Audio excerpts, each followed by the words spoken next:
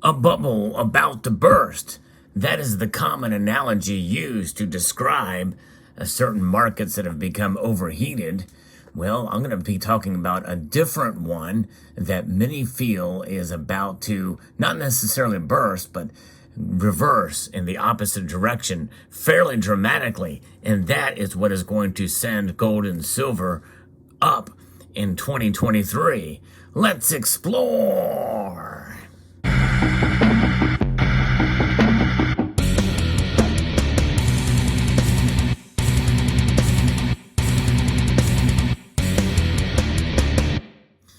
There's been one common denominator that we've seen that has been fighting against gold and silver this year. Many people feel that gold and silver should be a lot higher, and that is the strength of the dollar. The dollar strength is really at a not necessarily an all-time high, but it is up dramatically because of a lot of different factors. And many people feel that that trend is going to be reversing soon. I'm going to be referencing a piece here from the Wall Street Journal that talks about this. And we all know the most immediate reaction that we see from the dollar's move it is gold and silver's price. And an epic dollar rally that we've been seeing is now starting to reverse. And the trend could continue. Investors pretty much feel that's going to be happening here in this piece from the Wall Street Journal. If you enjoy videos like this where I talk about the markets, gold and silver, and I hope you will consider pressing the thumbs up button and subscribing to the channel if you haven't done so already, and sharing this video as well. The dollar's rally in 2022 gave the world a reminder of the currency's ability to inflict pain on the global economy, especially if you're holders of other currencies around the world. Typically, you're hurt by a strong dollar. Investors are optimistic that the dollar strength has now run its course. So really, that should mean that they're pessimistic, right? As of December 28th, the dollar has risen 8.9% this year, as measured by the Wall Street Journal's own dollar index, which tracks its value compared to 16 other currencies. That would mark its biggest yearly rise since 2014. The index peaked in late September at the highest level in data going back to 2001. Now let's pause for a moment there. Many of us remember 2014, and because it was a time in this community, especially with people who are starting to get really excited about silver, only to have their hopes and dreams dashed away when silver's prices really started to fall dramatically that year because of the dollar index. And for quite a while since then, we've had a period of very stagnant silver prices. And gold as well fell fairly dramatically too. But silver especially was hit hard because of that. Now look at 2022, the dollar's rise is fairly high, and silver's price has fallen, but it really wasn't as bad as it was in 2014 and 15 during that time. So it's kind of interesting to see that silver is able to kind of hold its own, all things considered. But of course, again, it just depends on what period of time you're looking at in 2014. But nonetheless, there's where we are at now compared to then. The dollar is ending the year, though, on the defensive, having given back roughly half of its gains since the high water mark, as investors bet that inflation is slowing. And we are seeing that played out through the gold and silver prices. Most investors were caught off guard by the greenback strength this year. The currency has already risen in 2021 on expectations that the Federal Reserve would start raising rates this year to tame what Wall Street believed was a temporary increase in inflation. That's right, they bought the line that the Federal Reserve and the pundits said that it was going to be transitory. That turned out not to be the case, as we all know. Some investors thought the dollar was overvalued and poised for declines. Few were expecting inflation to stay so stubbornly high, or for the Fed to raise rates by more than 4 percentage points in the span of 9 months. Rising rates boost the dollar by attracting investors from around the globe into U.S. assets such as treasury bonds. Russia's invasion of Ukraine turbocharged the dollar, as investors fled to assets seen as safe, and surge in energy prices compound inflationary pressures. So those two things definitely had a big effect, almost an unprecedented effect in a given year.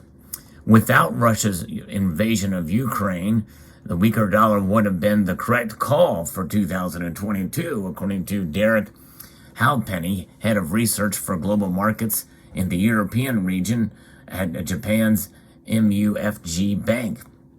And was a massive change because that created the second global inflation shock that forced the Fed to go the way it did.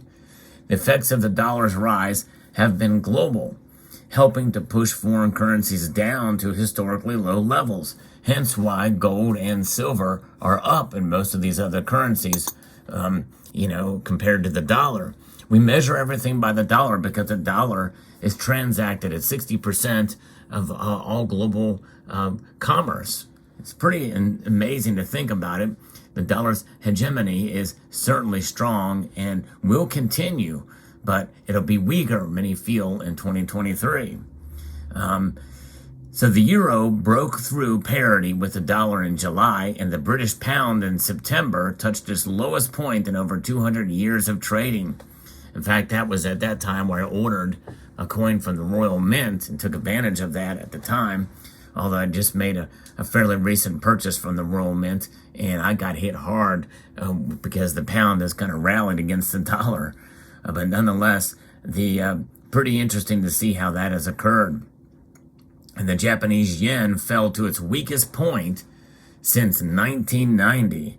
There's no question as we move through this article that we have seen the dollar rally and race up into these high levels. And just like a supercar, speeding through, sooner or later the car's got to slow down. And we might be seeing that fairly soon with silver, with the dollar, which is going to excite silver's prices and gold too. And gold is already, I think, up. Some people feel gold is overvalued at these price levels. But I think either way you look at it, we are going to see continued strength in gold and silver and weakness moving into 2023 with the dollar, even if they continue to raise rates. More on that in a moment. The dollar can be like a vortex as it starts to build power. The weaker things get taken up first, said Andrew Kearley, a global fixed income portfolio manager at T. Rowe Price.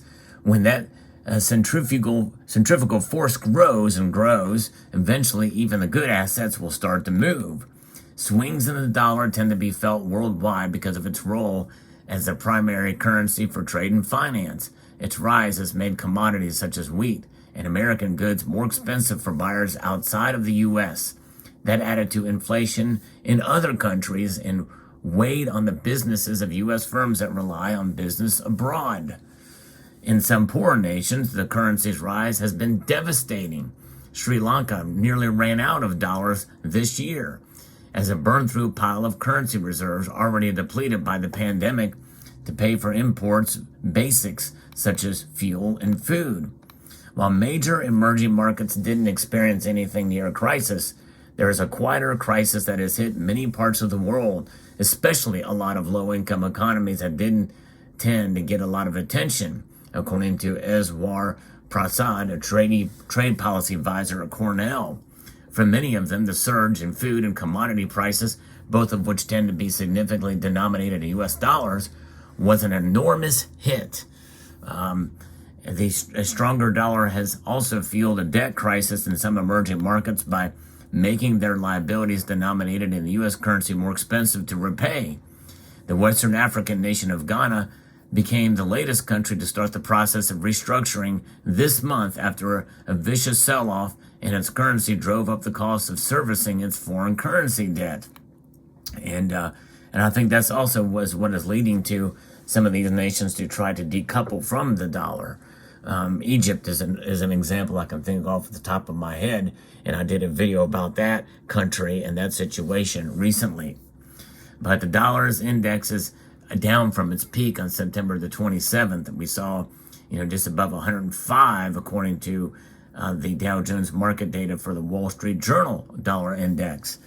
Many investors are are hopeful that the dollar has peaked. Stephen Chen, chief executive of hedge fund Eurozone SLJ Capital, expects the dollar to fall 10% to 15% next year against major peers as U.S. inflation slows and investors refocus on serious structural flaws of the U.S. economy, such as its high debt levels. Steve Englander of Standard Chartered also thinks the dollar will weaken as the growth outlook for other economies improves. China's reopening should fuel economies overseas, while he expects concerns over Europe's energy security to fade throughout the year. So that, China reopening, the dollar weakening, that's going to be great demand for silver, and that could lead to silver could rise fairly dramatically in the coming year. I'm not going to say it's going to explode or outpace, but we could see the gold to silver ratio squeeze in fairly tight next year because of this, if things happen the way that I just described. In the course of the first quarter, those question marks are going to be removed as far as what's going to happen with energy's security to fade throughout the year, the concerns for that to fade. And so we'll see. And there's going to be a lot of 3 steps forward, 2 steps back for the dollar until the picture becomes more clear as we head through the winter months. And many people were predicting almost an apocalyptic situation with energy in Western Europe and in the northeast of the United States. We've already had a very cold spell here in the United States for much of the country. That has pretty much waned off now. And so far, there's been not a crisis. Analysts at JP Morgan and Chase are more cautious about calling for the end of the dollar strength and forecast that the dollar will rise another 5% against major trading partners next year. You know, I personally believe that's a possibility, at least for part of next year, but likely I think that the dollar is going to weaken. I agree with most of the other analysts. They believe demand for dollar will remain resilient as central banks continue to tighten its policy and recession risks rise. But here's the thing. I think that even if they were to revisit 3/4 of a point rate hikes, I think that probably the dollar has topped out, and they see that it's not going to have that much of an effect on inflation, which means that I think that they're going to see that we have another rate hike of 50 basis points or even 75 basis points, which is unlikely. That's not going to do much to send the dollar up to where it was before, which means that I think that people are going to realize the Fed is running out of fuel and steam to bring down inflation with these rate hikes. Because what do we have now? We have 2 major pieces of legislation which really have not started in their enactment yet in terms of bringing dollars to the economy to stimulate or to pay for the goods and services that they're looking for. The Fed will have no choice but to print more dollars, which means that they probably will have to pivot based off of not only being scared of a recession, but also to implement these policies or these legislative initiatives. The latest being a $1.7 trillion, 4,100 page disaster with a couple of hundred other pages to try to explain some of that, which no one has read all of it. It's insane. But if the Fed were to stop raising rates and the dollar would continue its gradual decline, that would take some pressure off low-income economies, according to Mr. Prasad. But many of them are facing such difficult circumstances in terms of financing of imports, in terms of losing access to external financing. It's going to be a very rough year for them, really no matter what. But I tell you what, I don't think it's going to be a rough year for gold and silver. I think they're going to go up. I am bullish on both metals as we head into 2023. Let me know what your thoughts are. Now, of course, I could always be wrong. I'm not a financial advisor. I don't play one on TV or YouTube. But, you know, I do think that the stars are somewhat aligned in that regard. Gold and silver, I believe, are going to dominate next year to some level. Let me know what your thoughts are. I would like to extend a multitude of gratitude to all of you for taking the time to watch and to encourage you to please rate, share, comment, and subscribe.